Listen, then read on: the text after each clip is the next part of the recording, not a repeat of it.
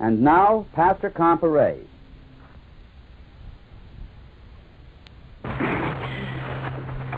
Tonight I want to talk to you about something that is becoming important in the day's news gradually as the things are building up to the climax at the end. What God called his vengeance upon Edom. Now, you remember that Esau and Jacob were twins. They started, therefore, with exactly the same heredity. And, in fact, Esau, as the firstborn, would have been entitled to the birthright. It meant that he got a double share of whatever property could be inherited from his father, and it also meant that he became, in his turn, the family patriarch, with all the authority that went with that. And yet, he threw it away. Now, you read, of course, in the Bible, how he was out hunting and came in tired, and Jacob had cooked up a lentil stew. And Esau asked for a bowl of it, and Jacob said, well, sell me your birthright for it. And Esau said, oh, what good does this birthright do to me? I'm starving. Sure, I'll sell you my birthright for this bowl of stew. Now, that was not when he parted with his birthright. That was nothing more than a formal ceremony of acknowledgement of the fact that he had lost it before. Now you remember that all the way down the line, God had been careful to keep the race line pure. And Esau violated that. Before this formal sale of his birthright, he had married 2 Hittite wives. Now, from the beginning, God made it very clear that the race line had to be kept pure. If the various pre-Adamite races had been capable of doing the job that God wanted done, he would not have gone to the trouble of creating a new, entirely different being, Adam. You remember that when it came time to provide Adam with a wife, in the Hebrew, it says that God wanted him to have a helpmate as his counterpart, his equal in every respect. Now, if he had married a negress, she could only bear him mulatto children. If he married a Mongolian woman, she could only bear him Eurasian children. She would not be his counterpart. Adam had to have a wife who would bear him children who would be of the same line as himself, with the same qualities for which God specially created him.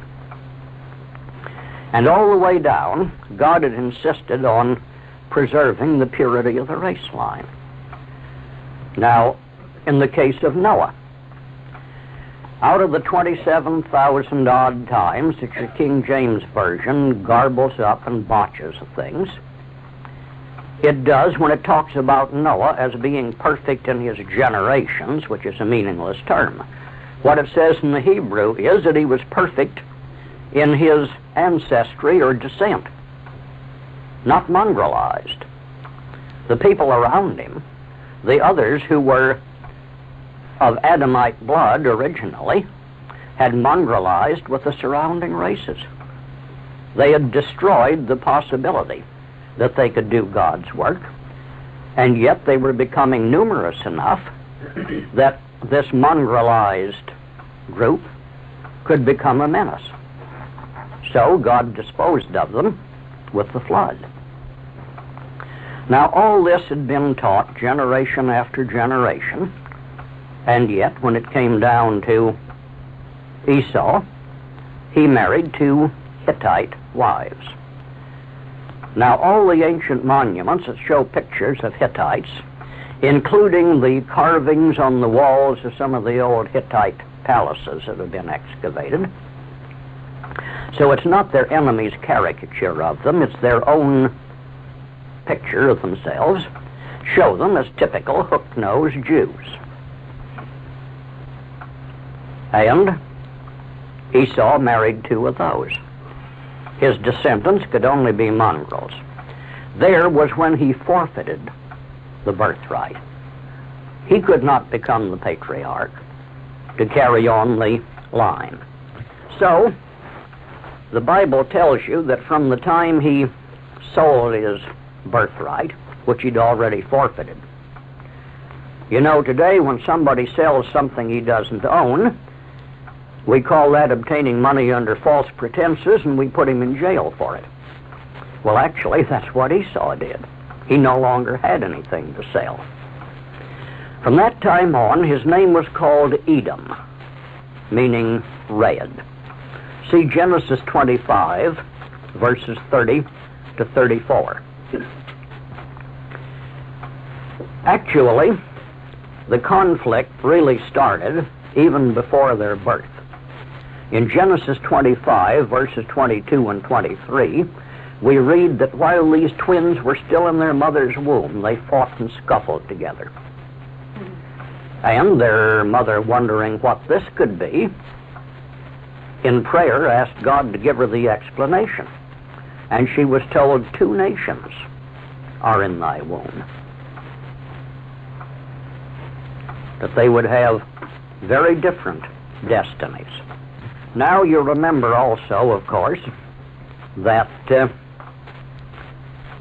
Jacob intended to give the blessing to Esau. Now Jacob, whose name had been changed to Israel, was, after all, not too admirable a character. He had some faults of his own. Isaac, I should say, wanted to give the birthright to Esau. His mother, however, saw that anybody who was mongrelized with these Canaanites was not a proper one to have the birthright. She said that these daughters of Heth are making my life miserable. So she arranged for the little deceit to be put over on Isaac, that Jacob impersonated Esau and received the blessing. Well, when Esau came in a bit later and asked for the blessing and was told, well, it's too late, I've already given it to your brother, and he shall be blessed.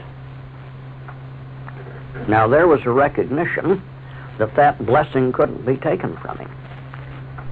Now actually, the deceit practiced by Jacob was not what did it.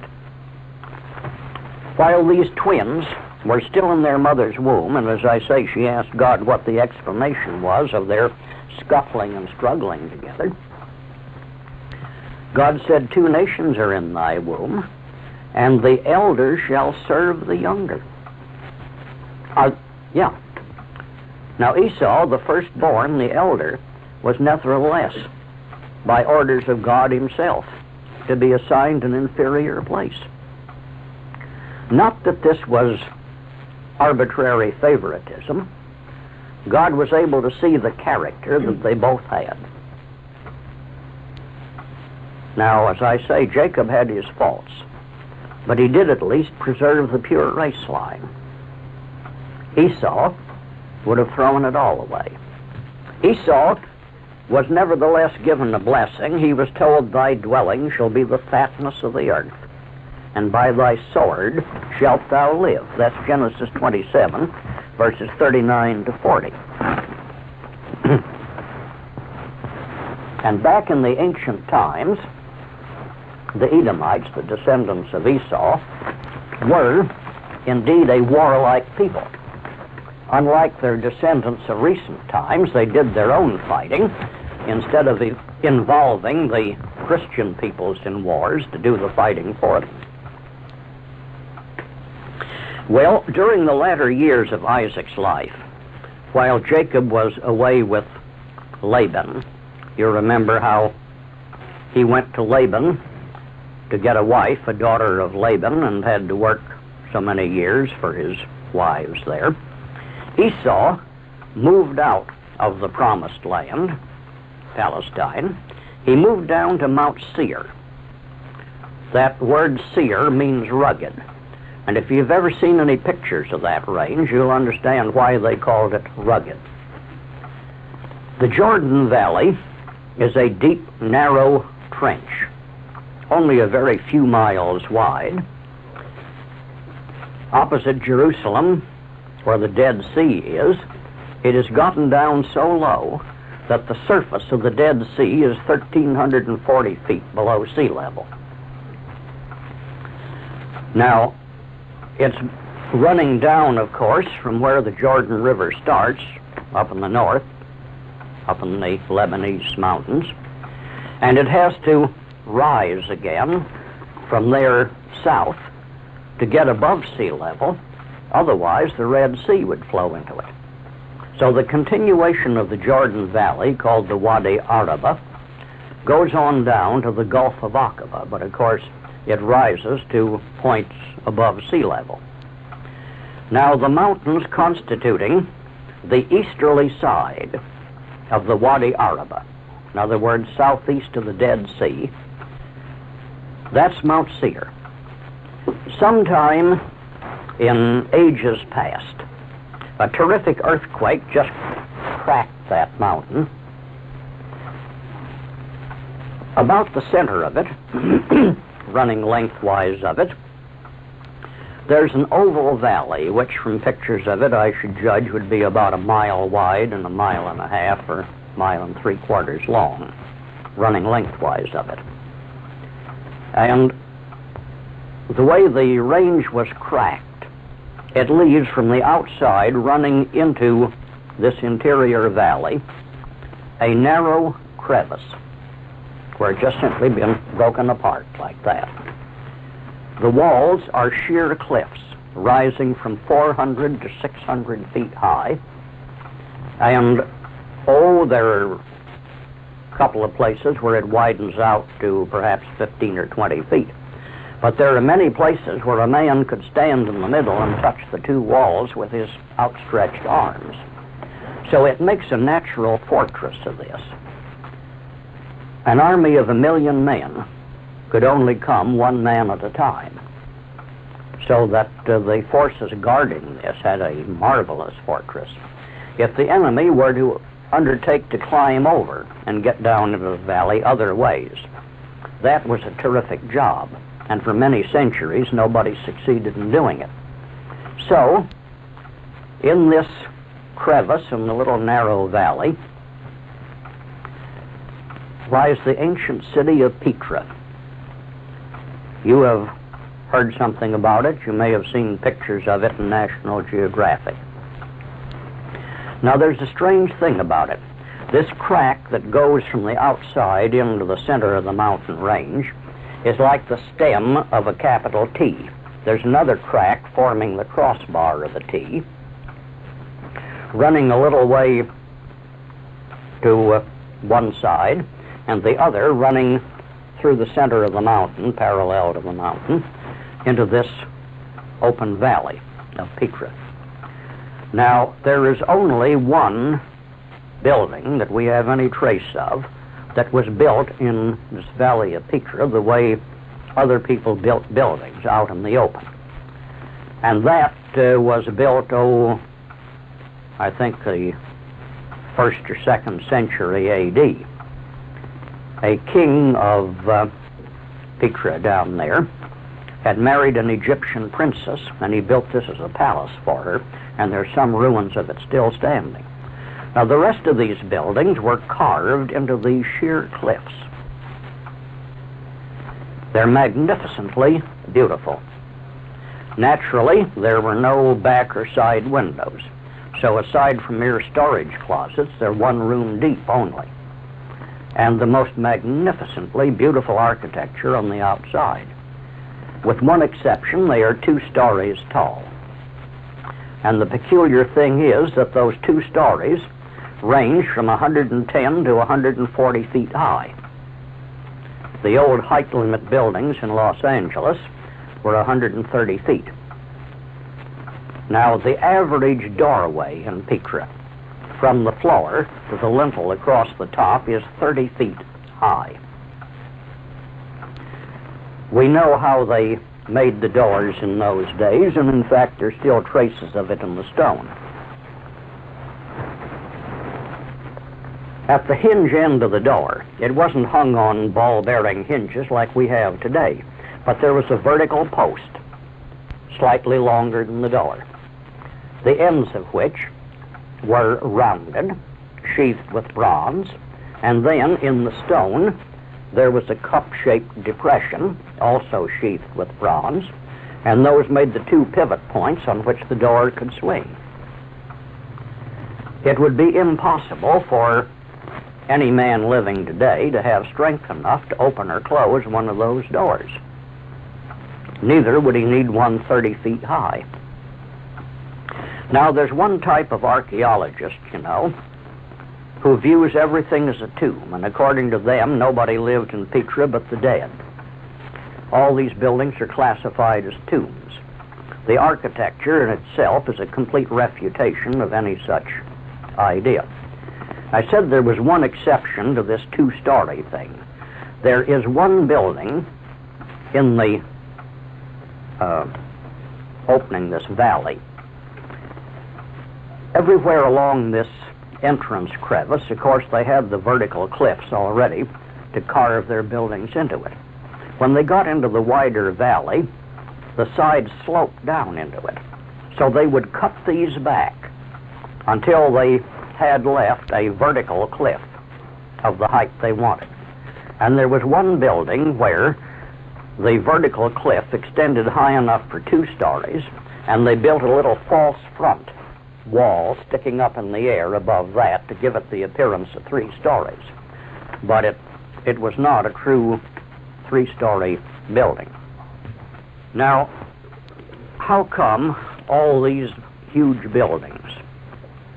Well, Genesis 6, verse 4, botched up in your King James Version, of course, tells you there were giants on the earth in those days.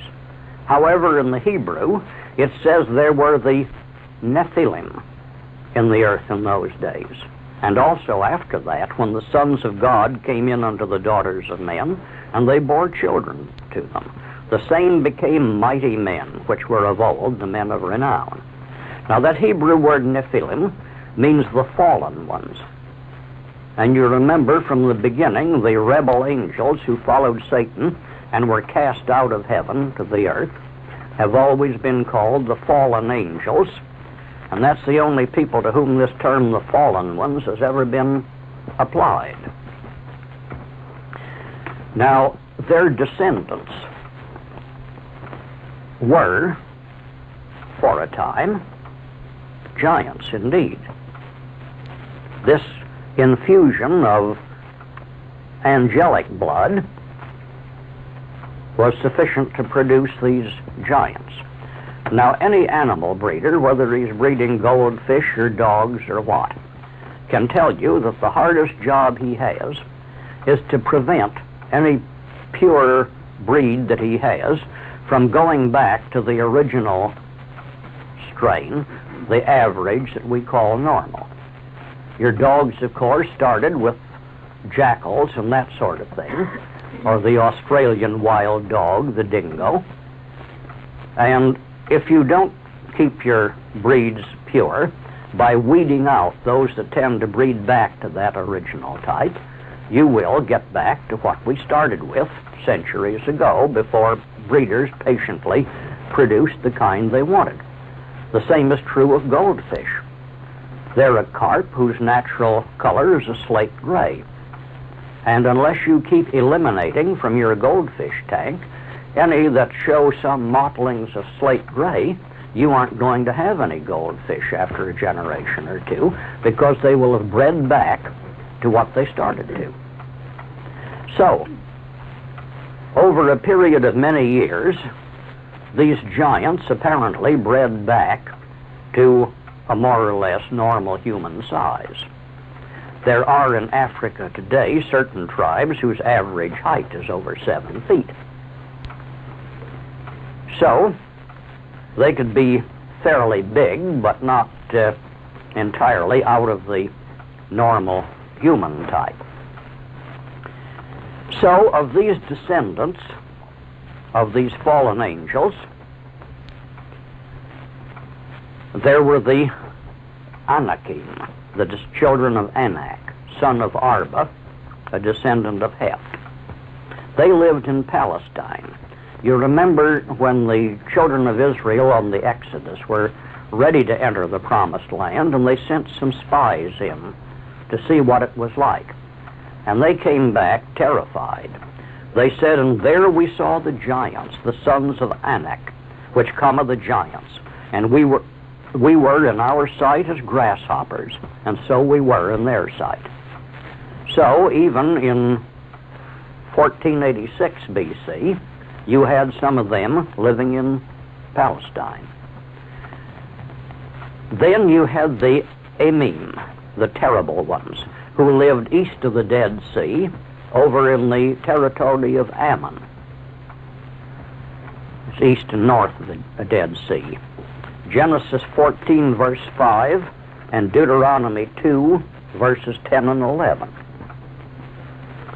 Then there were the Zuzim, which means wild beasts, or giants.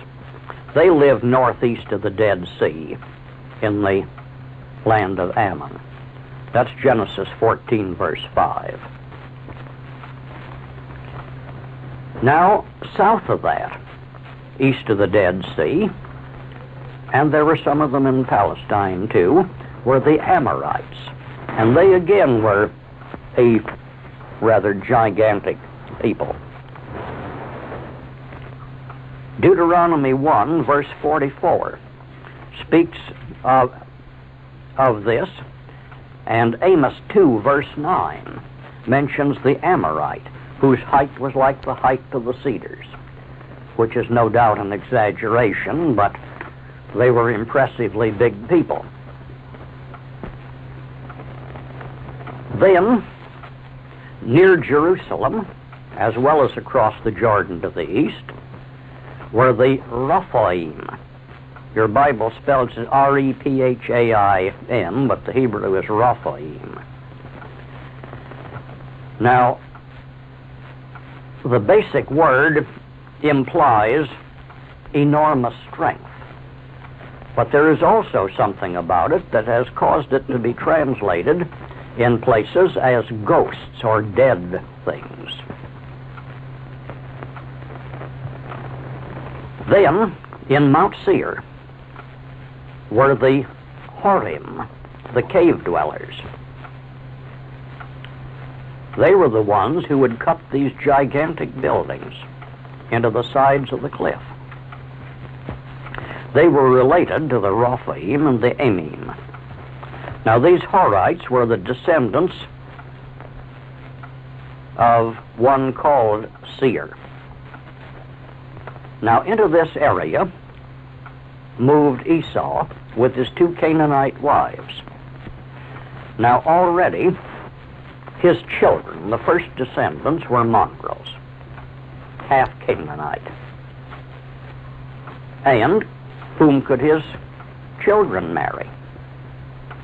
Suppose, for example, that a white man married 2 negresses, moved to the interior of the Congo, and for 1,800 years his descendants lived there and had nobody to marry except the native Congolese around him. After 1,800 years, what would his descendants be? They'd be as negroid as any of the people around them. And yet they could say, 18 centuries ago, we had a white ancestor, couldn't they? We'll come to that when we get to studying what these people claim to Jesus Christ. Well, a Horite woman, Timnah, was a concubine to Esau's son, Eliphaz, and his son by her was Amalek. And you remember how pestiferous all the Amalekites, his descendants, were. See Genesis 36, verses 12 and 20 to 22. Now, aside from what the ordinary Canaanites in Palestine may have been, the Hittites, the Hivites, the Perizzites, the Jebusites, and so on, here definitely a satanic bloodline entered into the Edomites, because they were marrying into a line of those descended from these fallen angels, the Rephaim. Now, you find references to this city of Petra in places in the Bible. As I say, it was the most magnificent natural fortress in the world. Toward the north end of this valley, there was a hill, which was the citadel, the final fortress to which they could retreat in case enemies penetrated into the valley. The Arabs call it el-Bayara. It is a roughly round hill, but its walls are sheer cliffs. This mass rises hundreds of feet out of the floor of the valley with these cliffs. Now, there are a few places where it is rough and rugged enough that somebody could climb up these cliffs. But remember, there were no guns in those days, and anybody could gather himself an armload of cobblestones and stand at the head of one of these places, and if anybody tried to climb up, he'd stop them. There was one way only to get to the top. They had carved one path. Most of the way, this path, 2 to 3 feet wide, led along the cliff.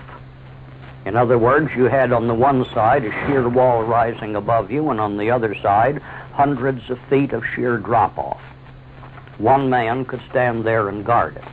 And then there was a place or two where it turned farther inland. Instead of going around some projecting rib of rock, it would turn inland.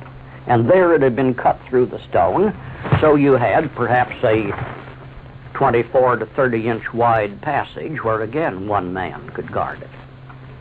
A remarkable fortress.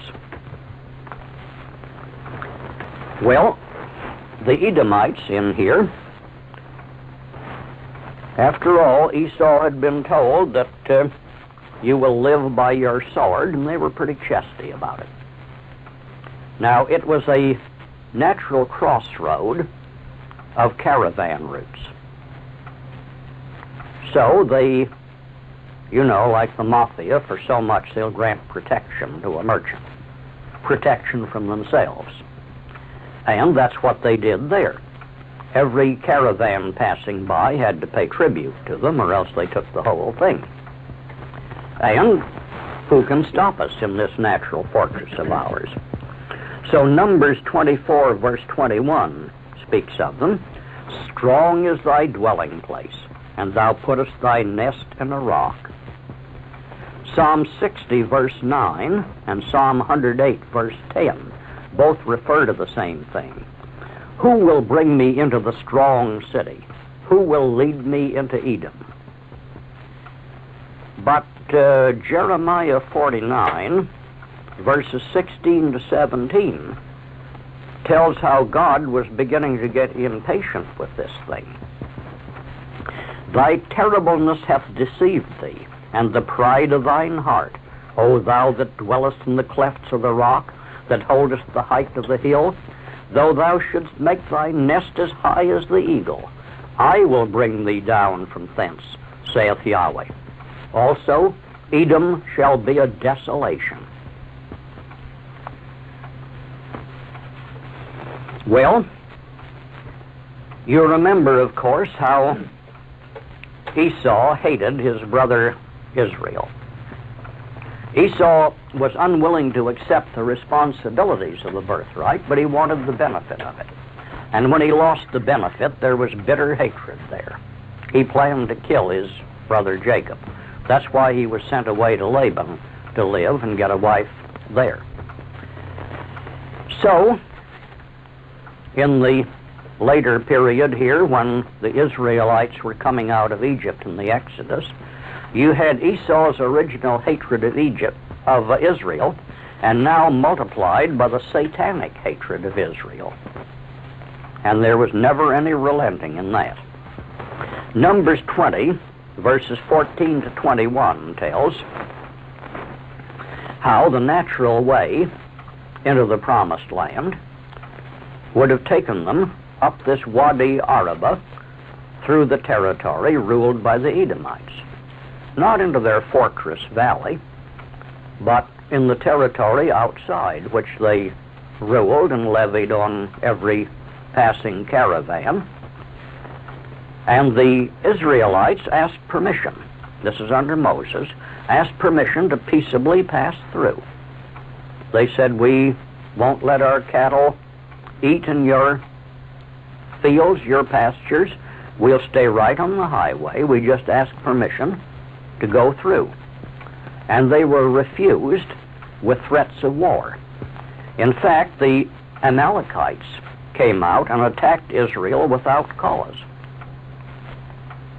And, with the help of God, Israel's army under Joshua defeated the Amalekites. That's Exodus 17, verses 8 to 13. Now, for this utterly causeless attack, this war of aggression, God said, I will utterly put out the remembrance of Amalek from under heaven, because the Lord hath sworn that the Lord will have war with Amalek from generation to generation. Exodus 17, verses 14 to 16. Well, what Moses and Joshua were leading, remember, was a group of fugitive slaves, a disorganized rabble. It had been so long since they had been independent people accustomed to defending themselves that they weren't ready to face war at this time. So they had to detour around it. They passed around to the south of Mount Seir, around to the east side, went up around there, and finally came back into the Jordan Valley above it, above the Dead Sea. Now, near Petra, on this mountain range, is the mountain where Aaron died. The Arabs to this day call it Jebel Harun, the Mount of Aaron.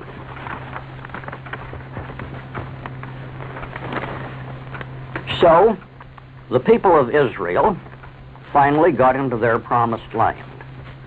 You remember that the original promised land was west of the Jordan, between the Jordan and the sea. But the tribes of Reuben and Gad and half the tribe of Manasseh asked that they be given the old lands of Ammon and Moab east of the Jordan. They had great herds of cattle and sheep, and this was fine pasture land. And so they were allowed to remain there. So, to the south and southeast of them remained the Edomites. And there was friction, constant friction there. Well, the Israelites repeatedly conquered the Edomites in battle and drove them off and left them alive. And as repeatedly, the Edomites waited till they could reorganize and came back and attacked them again.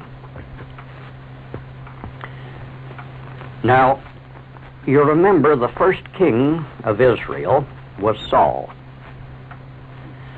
And Saul was given instruction to absolutely exterminate these Amalekites. And he didn't. He defeated their army with considerable slaughter, stole their sheep and cattle, and came back well satisfied with himself. And the prophet Samuel told him that for this disobedience, God had deposed him as king.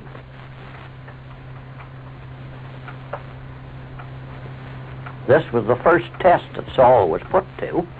Would he obey God or wouldn't he? And he failed. See 1 Samuel 15th chapter. Well, part of the blessing that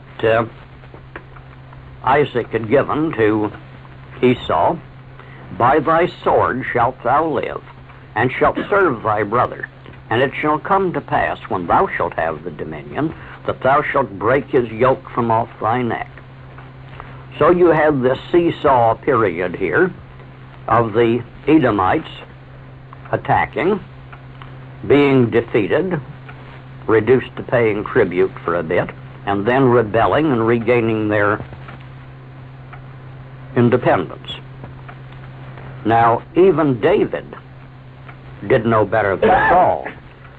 2 Samuel 8 verse 14 shows how these Edomites had been conquered and put under a tribute tax by David. But they revolted against Jehoram, king of Judah, about 885 BC. So here were this mongrel, pestilential people with a satanic bloodline, a constant cause of trouble for God's people Israel. Well, as you know, of course, the Israelites got themselves into trouble too by their own misdeeds. The northern 10-tribed kingdom of Israel was conquered by the Assyrians between 740 and 721 BC and deported and settled around the southerly end of the Caspian Sea, where they became known as the Scythians. The southerly 2-tribed kingdom of Judah still remained in the land for more than a century. Nebuchadnezzar, the king of Babylon, came in and conquered the southern kingdom of Judah the first time, about 606 BC. Now, at that time, he deported to Babylon those that he thought might be ringleaders of revolt. In other words, all the natural leaders, but he didn't take most of the population, just those that he thought might be troublesome if they were left there. And he left a puppet king, supposed to rule it as a tributary to Babylon. And in the 580s, relying on help from Egypt, they revolted again. So that 585 BC, Nebuchadnezzar came back and in a long and terrible siege conquered Jerusalem again and destroyed the city and deported substantially all the population. What he left behind were these Canaanite peoples who had lived in the land all the time and whom the Israelites and Judahites had never exterminated as God had told them to do. Now, at this second siege of Jerusalem, when the city was finally taken, plundered, and then burned by the Babylonians, here these Edomites came up and joined in the attack on the city as allies of the Babylonians.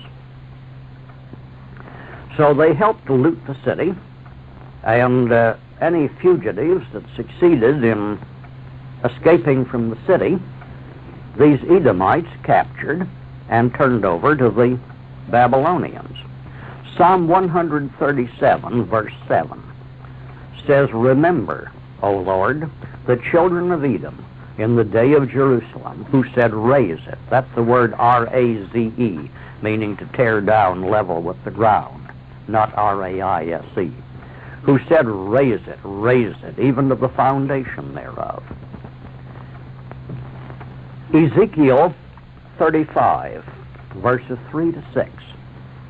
Thus saith the Lord God, Behold, O Mount Seir, I am against thee, and I will stretch out mine hand against thee, and will make thee most desolate. And I will lay thy cities waste, and thou shalt be desolate, and thou shalt know that I am Yahweh. Because thou hast had a perpetual hatred, and hast shed the blood of the children of Israel by the force of the sword, in the time of their calamity, in the time that their iniquity had an end. Therefore, as I live, saith the Lord God, I will prepare thee unto blood, and blood shall pursue thee.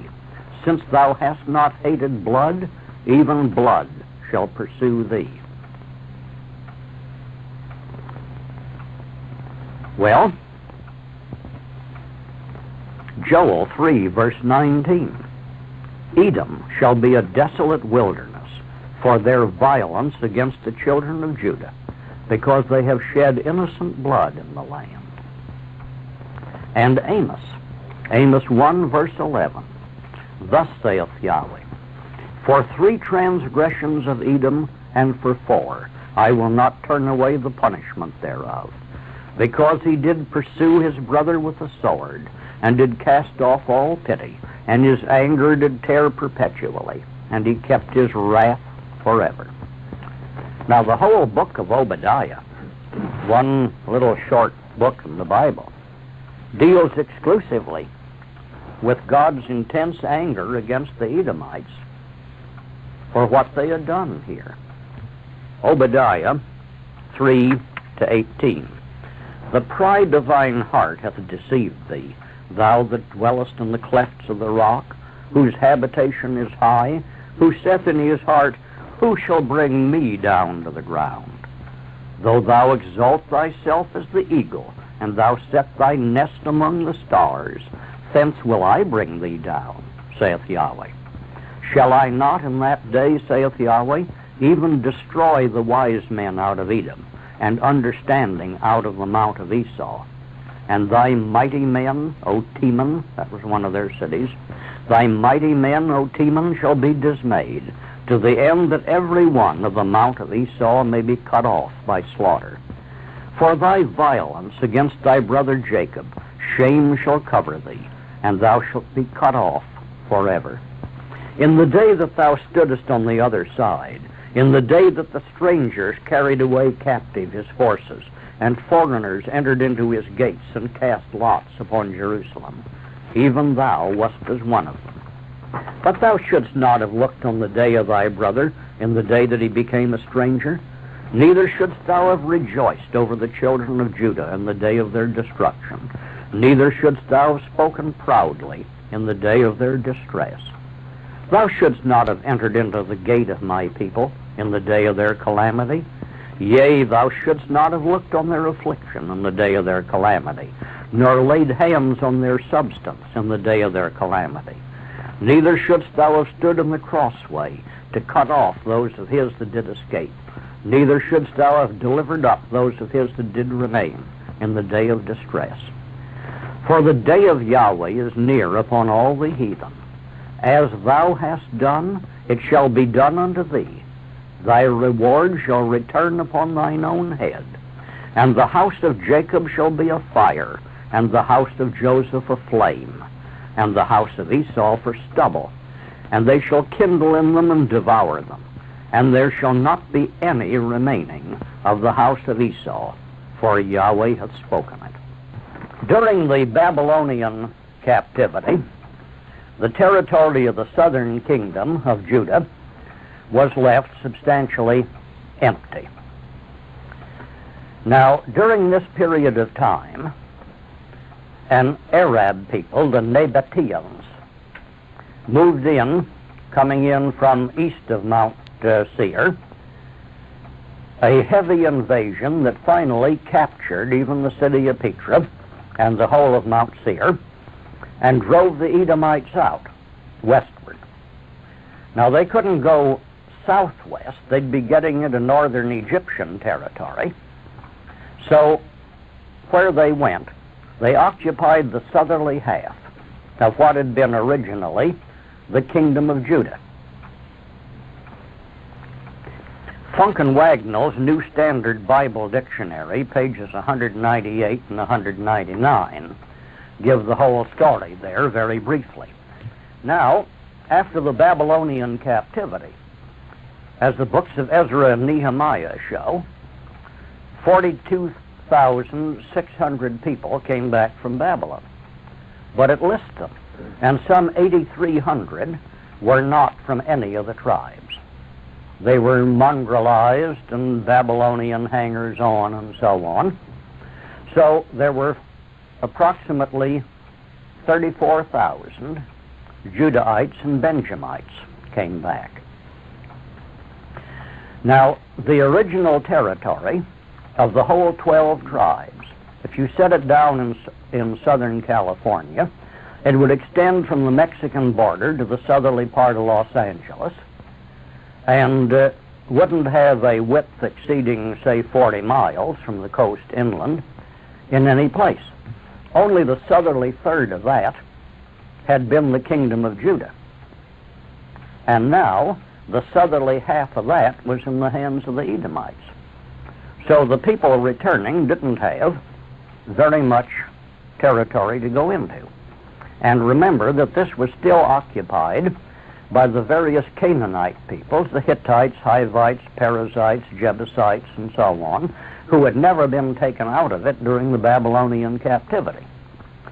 In the original kingdom, the tribe of Judah had been in the south, the tribe of Benjamin adjoining it on the north, and the city of Jerusalem lay right on the border. Well, they sorted themselves out as well as they could in the same order. The Judahites remained in what was left of the old kingdom, and the Benjamites to be pushed to the north. But they couldn't push. Remember that when the Assyrians took the whole northern kingdom of Israel into captivity, the Bible says that they brought other people from around Syria and Babylon and settled them in Samaria. Now, Samaria was the southerly half of the northern kingdom, or on your original division into thirds, this would be the middle third. They did not bring other people and settle in the northerly third, Galilee. That was left empty.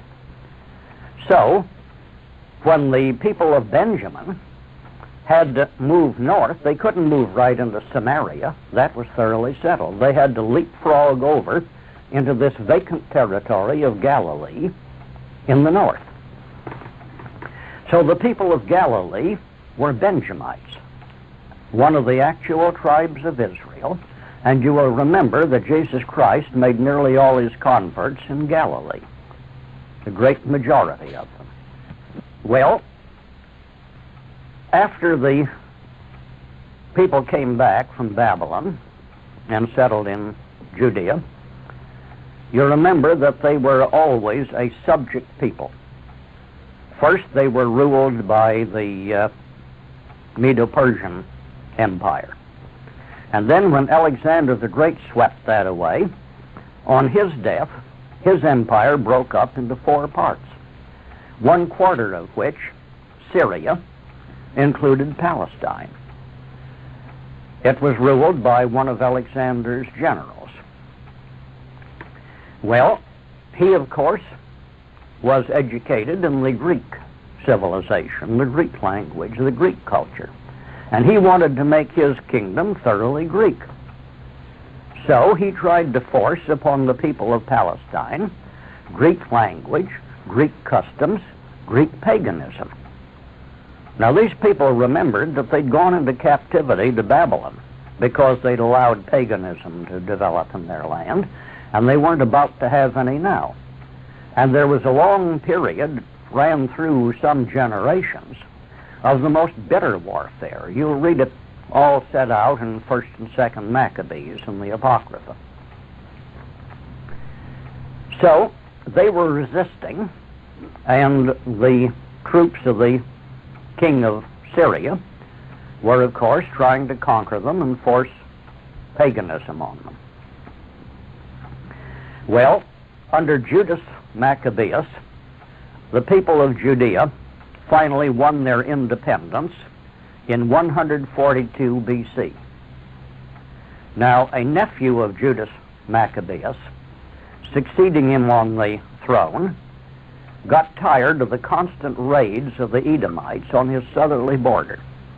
By the time they had finished whipping the Syrian army, they had a pretty good army of their own.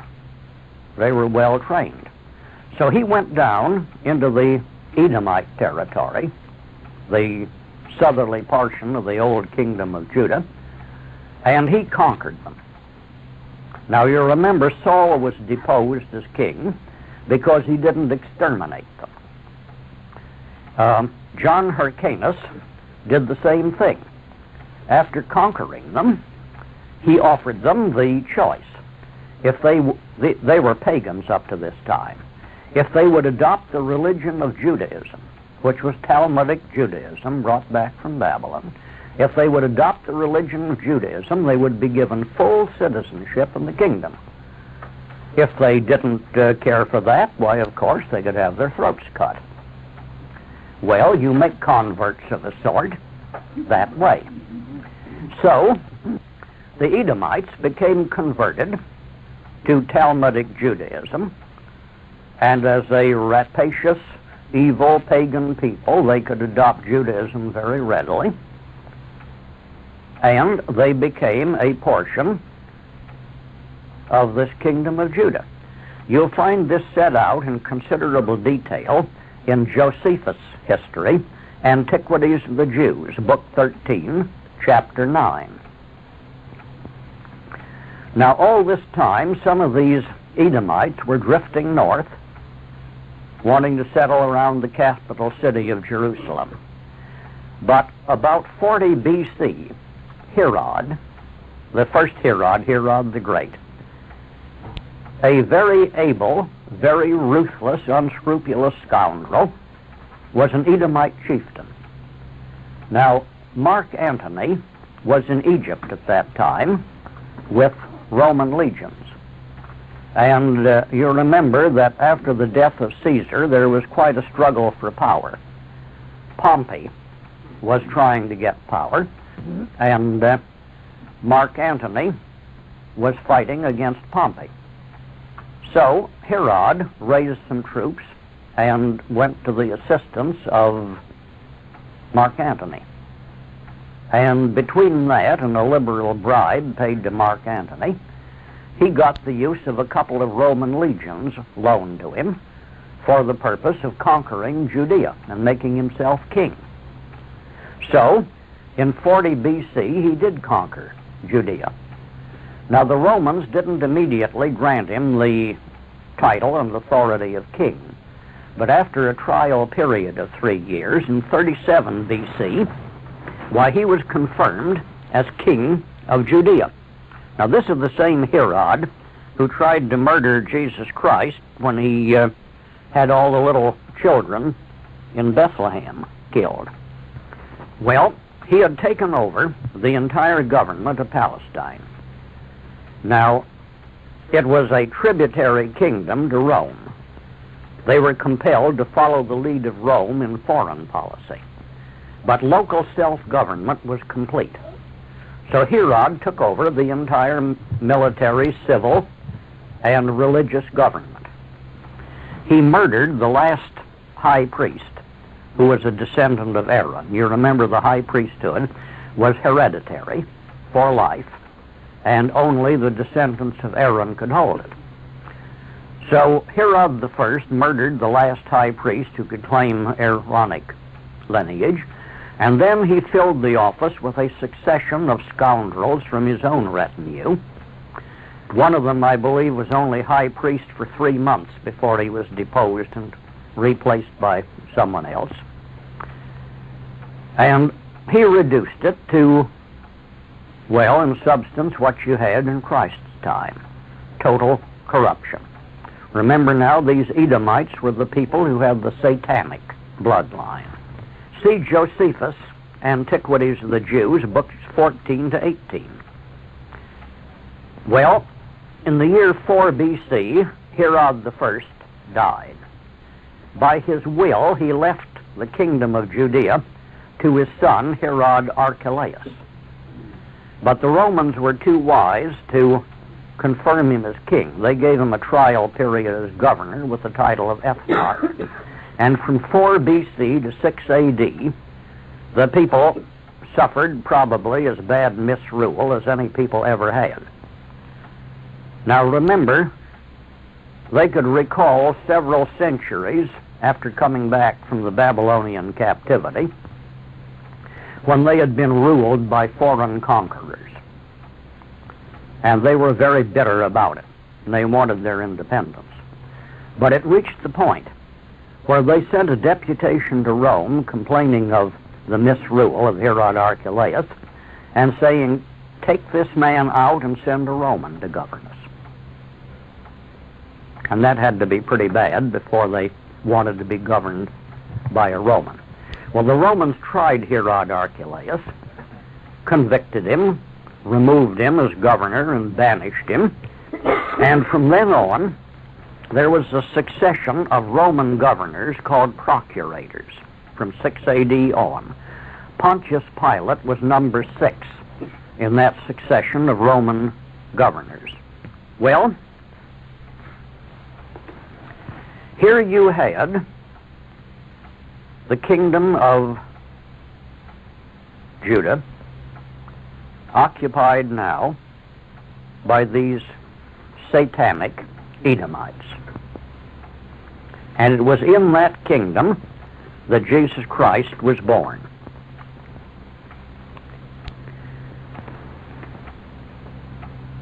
In Ezekiel 25th chapter, verses 12 to 14, you read this. Thus saith the Lord God, because that Edom hath dealt against the house of Judah by taking vengeance, and hath greatly offended and revenged himself upon them, therefore thus saith the Lord God, I will also stretch out mine hand upon Edom, and will cut off man and beast from it, and will make it desolate from Teman, and they of Dedam shall fall by the sword. Now note the next verse. And I will lay my vengeance upon Edom by the hand of my people Israel, and they shall do in Edom according to my fury, and they shall know my vengeance, saith the Lord God. Now that particular prophecy has not yet come to pass. The vengeance upon Edom by the hand of my people Israel is still future. Of course, you got a part of it in Germany under Hitler. He was carrying out God's command because the Germans are part of modern-day Israel. But that's only a tiny bit. What happened to the Jews in Germany was less than 1% of what they have propagandized us into believing. Now, there are 2 other verses that I think belong here. One is the 149th Psalm, verses 5 to 9. Let the saints be joyful in glory. Now, who are the saints? The 148th Psalm tells you who all of God's saints are. They're not somebody who was canonized by the Catholic Church for some act of piety like St. Simon Stylites, who flagpole sat on top of a pillar for 20 years without once coming down to take a bath. Shouldn't that make a saint of anybody? The 148th Psalm says all of God's saints are his people Israel. There aren't any others. Let the saints be joyful in glory. Let them sing aloud upon their beds. Let the high praises of God be in their mouth, and a 2-edged sword in their hand, to execute vengeance upon the heathen, and punishments upon the people, to bind their kings with chains and their nobles with fetters of iron, to execute upon them the judgment written. This honor have all his saints. Praise ye Yahweh. to which I say amen. And Jeremiah 48, verse 10. Cursed be he that doeth the work of Yahweh negligently, and cursed be he that keepeth back his sword from blood. Again, amen. Now, how do we bring this down to present times? You'll notice in your papers today that since our so-called Christian churches will believe absolutely any satanic lie, but they will not believe the Word of God in the Bible, the Jews are putting out the statement in the papers now that the Arabs are the Edomites. Well, now, of course, it's been known ever since ancient Bible times that there are no Edomites among the Arabs. They are Ishmaelites, and some of them have unfortunately mongrelized a bit. Ishmael himself was half-breed Egyptian. Now, if you can get a hold of any good books with photographic illustrations of the ancient Egyptian portrait sculptures taken from their tombs and that sort of thing, you will see that the Egyptians were a white race back in those days, as white as anybody today. Typical Aryan white features. And they were so up until about 775 BC. Now, up until that time, the Egyptians had regarded a Negro as being somewhat lower than a mule. To the south of them, what today we call the Sudan, and below that, Ethiopia. They called the Sudan at that time Nubia. Now, they had a common borderline there. To the south of it was Nubia, to the north of it was Egypt. Any Negro found wandering around free in Egypt was killed on sight. Nobody bothered asking him what he was there for because he couldn't possibly have any lawful business in Egypt. They did have some Negro slaves working in chains in the field, but there were no free Negroes. They weren't tolerated in what was a white nation. Now, in the long history of Egypt, there have been several times when, upon the death of a reigning pharaoh, before the legitimate heir could strengthen himself militarily sufficiently to hold it, some military adventurer would attack swiftly with some well-trained forces and be able to seize the throne as a usurper. And the Egyptians had finally gone so far as to capture Nubia. They held the whole territory. They not only took Negroes as slaves, but they did what Rome later did. They began training these Negroes as troops. The Romans reached the point where they didn't want to serve in the army, and they hired what they called barbarians to make up their forces, until the barbarians got tired of it and took over Rome. So, the Egyptians likewise had trained a large number of these Negroes as troops. And on the death of the pharaoh, the Egyptian governor of Nubia, having a considerable army of well-trained Nubian Negroes under his command, marched swiftly up into Egypt and seized the throne. And that dynasty, maintained by its black troops, governed Egypt for about 75 years, occupying it with this big Negro army. And in that 75 years, Egypt turned into a mulatto nation. And that was the total end of Egyptian greatness in every respect. Up until that time, it had been one of the great world empires. From then on, Any military adventurer with 20 or 30,000 troops under his command could go in, defeat them, and make himself king. And they were kicked about by a lot of military adventurers. Now, as I said, Ishmael was of half Egyptian blood, going way back to around 1800 or something like that BC, when the Egyptians were a pure white people. The Arabs were a definitely white people. It's interesting to note, you've all heard, of course, of the famous Lawrence of Arabia. In World War I, Lawrence was an Englishman who had been for some years working in Egypt in archaeological work, digging up the remnants of some old cities, the ruins. He was superintending gangs of Arab laborers, and he learned Arabic until he spoke it like a native. Now, he was a blue-eyed, blonde Englishman.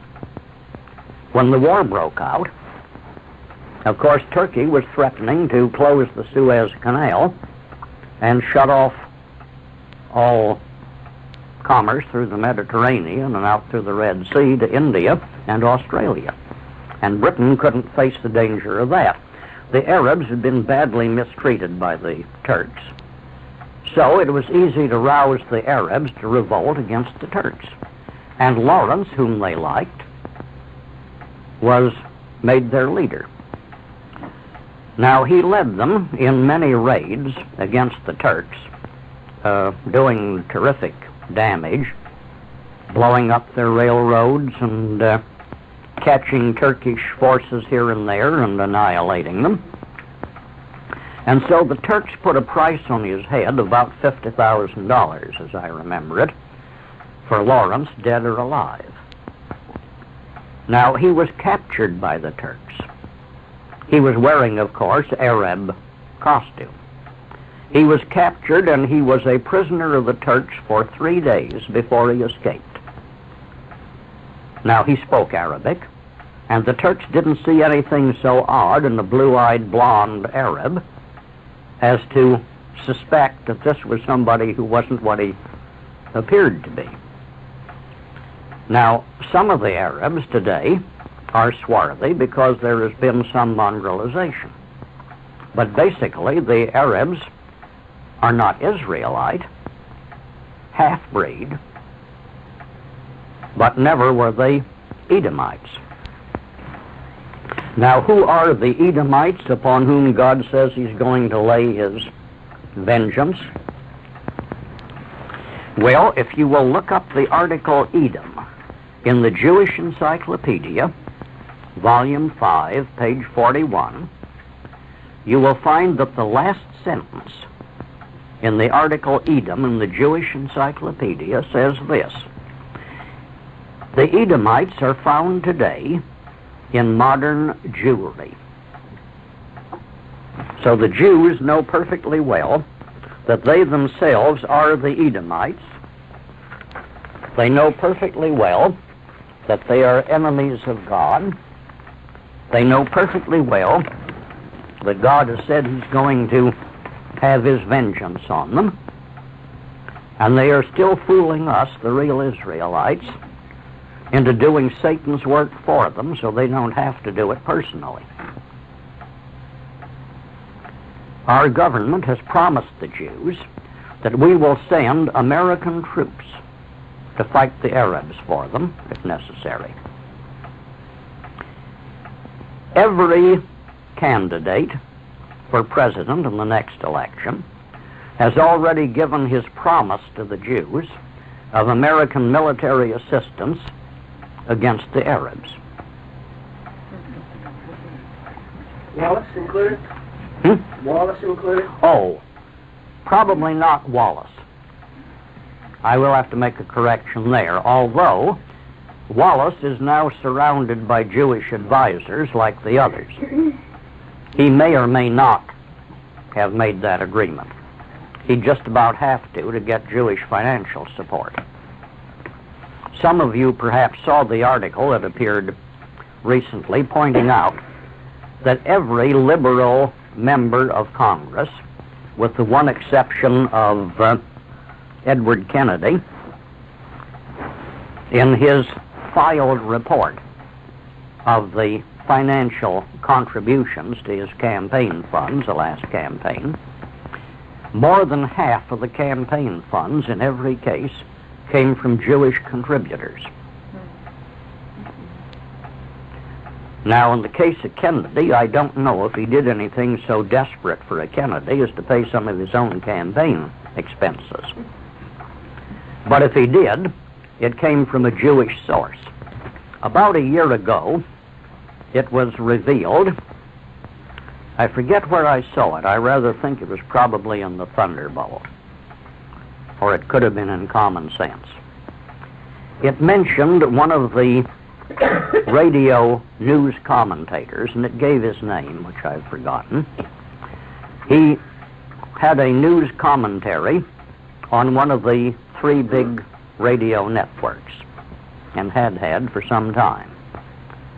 And he had been on a 3-week tour of Europe, and on his return, he was telling some of the things that he had seen.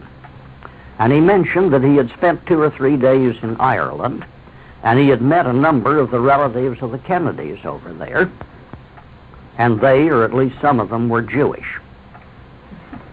That was his last broadcast. He wasn't allowed on the air again. I don't recall his name. The article gave it. I wish I'd saved it.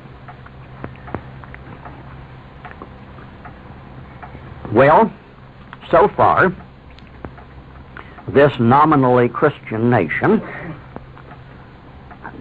being led by nominally Christian churches into satanic evil, is doing Satan's work. But it isn't going to continue. When God says he will lay his vengeance upon Edom of the hand of his people Israel, I think he means what he says, and I know he's perfectly capable of accomplishing what he says. And I am looking forward to it. And now, Pastor Comparet. Our Father, again we thank Thee for this opportunity to meet together, Thy children, to study Thy Word, so that we may know those things Thou hast provided for our guidance in these closing days of the age. We pray that Thou wilt be with us and put Thy Spirit upon us. Open our minds and give us understanding, so that Thy Word may be perfectly clear to us. In Jesus' name, amen. A few years ago, the man who was then just newly elected president of the National Council of Churches issued a public warning against what he called